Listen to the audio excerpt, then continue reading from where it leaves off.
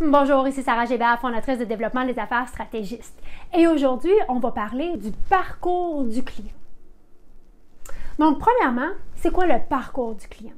Le parcours du client, c'est le cheminement qu'une personne va faire du moment qu'elle décide ou qu'elle se rend compte qu'elle a un problème qu'elle veut résoudre, au moment où le problème, il est résolu. Je le dis souvent, puis je vais continuer à le dire, en affaires, on est une solution à un problème. Donc, les gens qui ont un problème à résoudre vont se retourner vers quelqu'un qui va pouvoir les résoudre.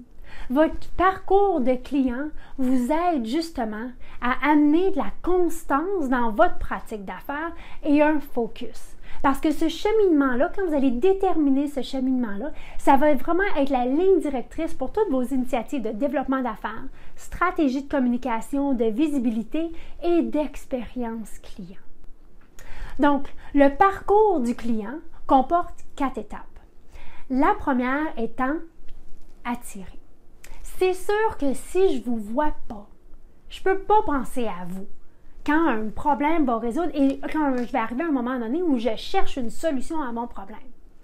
Donc, c'est là dans la première phase d'attirer où l'importance de votre stratégie de visibilité, votre stratégie de communication sont si importantes.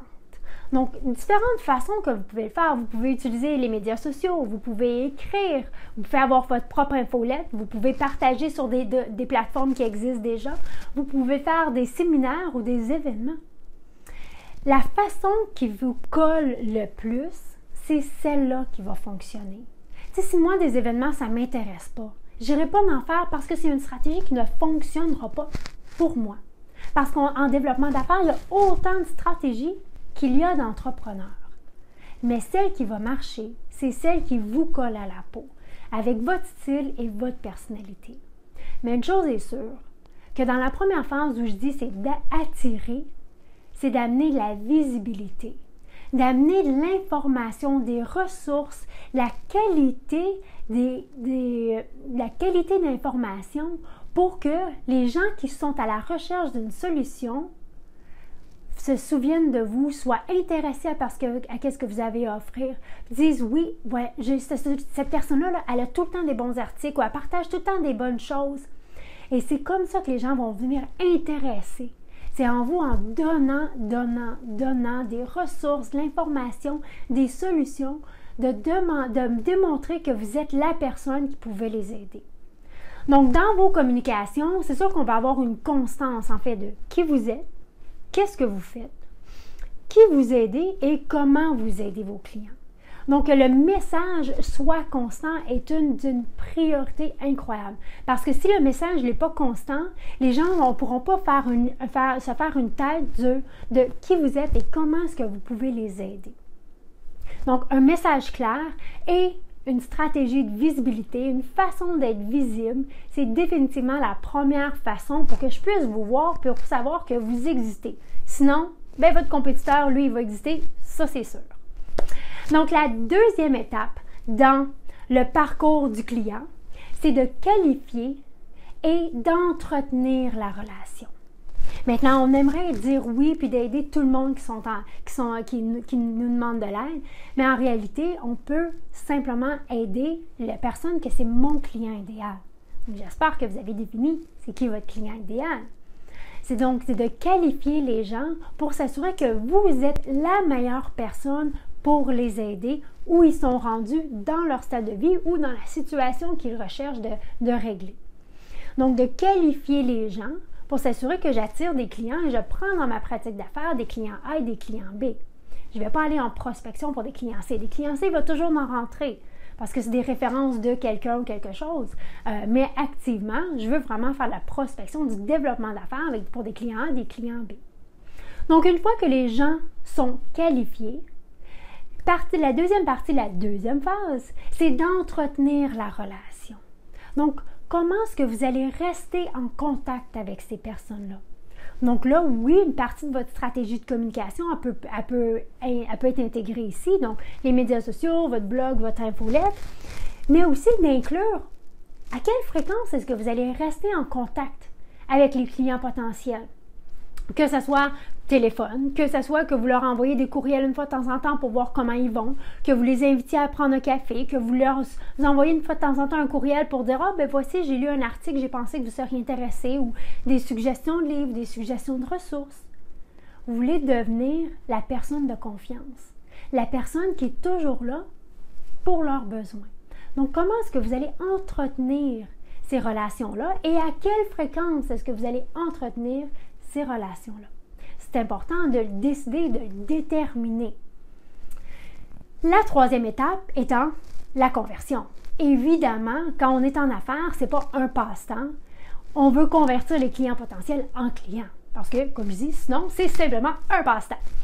Puis des fois, qui coûte cher. Donc, comment est-ce que vous allez convertir un client potentiel en client actuel? Qu'est-ce que vous allez présenter? Comment est-ce que vous vous présentez? Quels mots vous utilisez? Comment est-ce que vous comprenez leurs besoins? L'art de poser des questions. Ici, c'est énormément de qualités intangibles. Mais à un moment donné aussi, il faut décider, est-ce que ce client potentiel-là, que j'entretiens la relation, à un moment donné, je dois dire aussi, bon ben, qu'est-ce que ça prendrait pour qu'on fasse affaire ensemble? Je ne peux pas avoir quelqu'un dans mon pipeline de prospection pendant 5, 6, 7 ans. À un moment donné, il faut qu'il se passe quelque chose. Et souvent, c'est à nous de simplement de voir, bon, mais poser la question, qu'est-ce que ça prendrait pour qu'on fasse affaire ensemble? Et la personne, elle va vous dire tout simplement. Donc, à l'étape de la conversion, qu'est-ce que vous voulez faire? Qu'est-ce que vous voulez présenter? Quel est l'effet wow que vous voulez faire?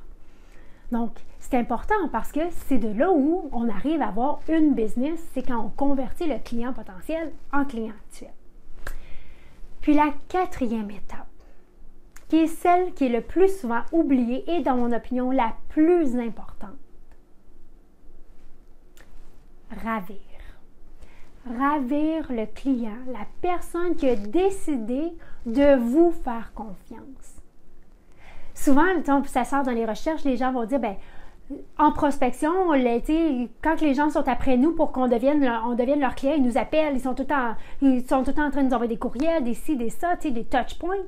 Et là, dès qu'on devient client, ben là, on n'entend plus parler. La pire affaire à faire en affaires, parce que là, vraiment, ça vient miner votre crédibilité. Puis quand la business, c'est nous, quand on est dans l'industrie du service, notre crédibilité et notre réputation, c'est tout ce qu'on a. Donc, comment est-ce que vous voulez ravir une personne qui est décidée de devenir client? C'est quoi le processus d'intégration dans votre pratique d'affaires? Comment est-ce que vous allez les faire sentir qu'ils ont pris une bonne décision de faire affaire avec vous et non avec votre compétiteur?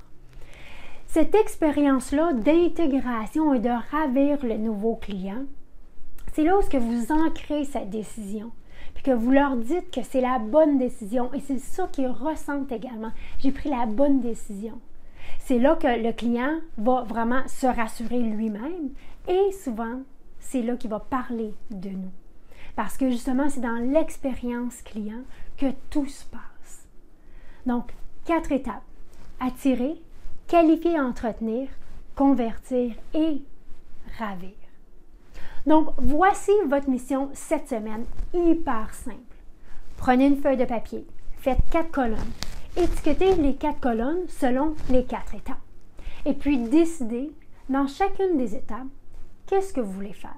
Qu'est-ce que vous allez faire? Et comment est-ce que vous allez le faire? Donc, des idées, c'est bien, mais il faut plancher, puis il faut le camper, il faut l'amener en action.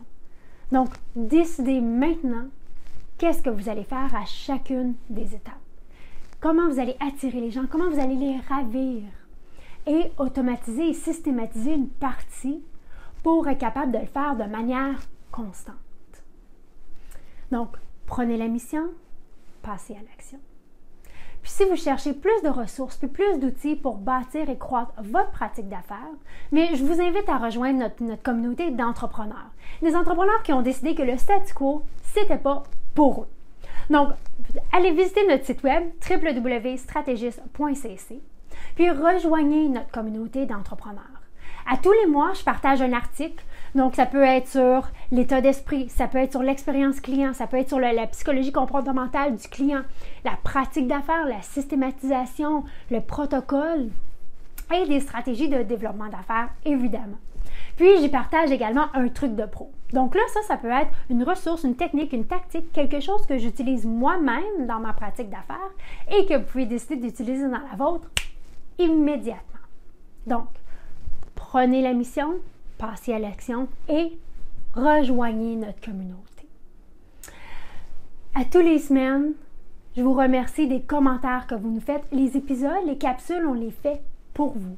Donc, vos commentaires suite à la mission que vous allez prendre et l'action que vous allez prendre, ou si vous avez des questions, simplement l'indiquer dans la section commentaires ci-bas. Comme ici, les capsules, on les fait pour vous. Donc, partagez vos commentaires, posez vos questions là également, on les fait pour ça. Vous pouvez aussi décider de donner un petit thumbs up à la vidéo qui nous permet également de voir « Ah, ça c'est un point chaud, peut-être qu'on devrait élaborer sur différentes choses sur cette thématique. » Donc, prenez la mission cette semaine, passez à l'action et nous, on se revoit mardi prochain.